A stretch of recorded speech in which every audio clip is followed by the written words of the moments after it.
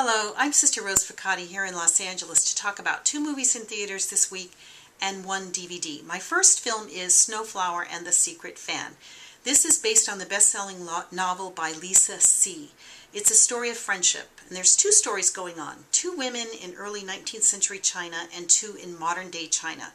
Now, it's about customs, it's about binding the feet of little girls, the limitations of culture, the marriage, the whole arranged marriage thing, and what it means to be friends. There was a custom in China called Lao Tung, and it was even brokered by a matchmaker type of person, and it made women girlfriends for life, and they would communicate across miles and across the years by exchanging fans, and they had written on these fans in a secret language. According to anthropologists, this is the only known language developed by women for women in the history of the world. That's a fascinating premise for a movie and a book.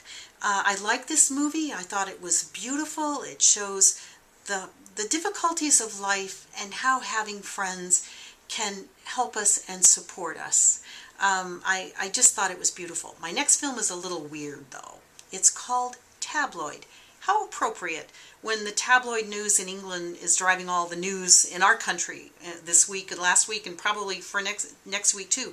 Anyway, this is the story of Joyce McKinnon, who was a young woman, grew up in the 70s in North Carolina, became a beauty queen in Wisconsin, went to college in Utah, fell in love with a Mormon. Now, the Mormon's mother didn't approve. One day he disappears. She goes to LA to get a job, hire a private detective to find her boyfriend, which she does. She goes off to England with a private plane and a bodyguard, and she finds him, makes contact, and they go off together for the weekend in a country house that she has rented for a weekend tryst. Now, he comes back, and all of a sudden, he says he was kidnapped.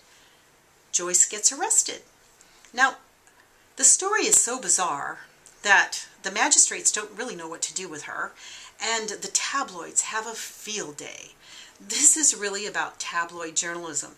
But to be fair, did they make a story out of nothing or something small, or did Joyce hand them a story so bizarre that they just made hay with it? Maybe it's a little bit of both. This is a very weird bottom drawer level type of movie. It's a well-made documentary, but the subject matter is so off the wall. I'm not recommending it at all, but if you're a student of journalism or ethics in journalism, this might be of interest to you.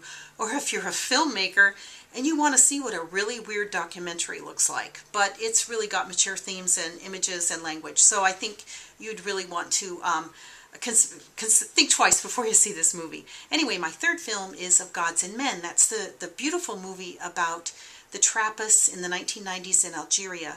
They were ministering to a Muslim village by their presence. They had a doctor among them. They raised honey. They raised what meager crops they could.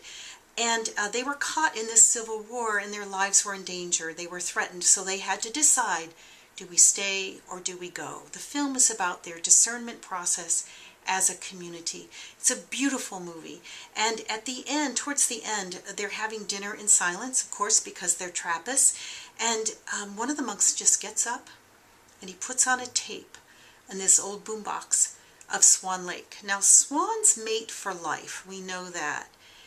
And in this, it's trying to say, I think, that these men have committed themselves to others and to Christ for life, and that their commitment is for life, that they will stay.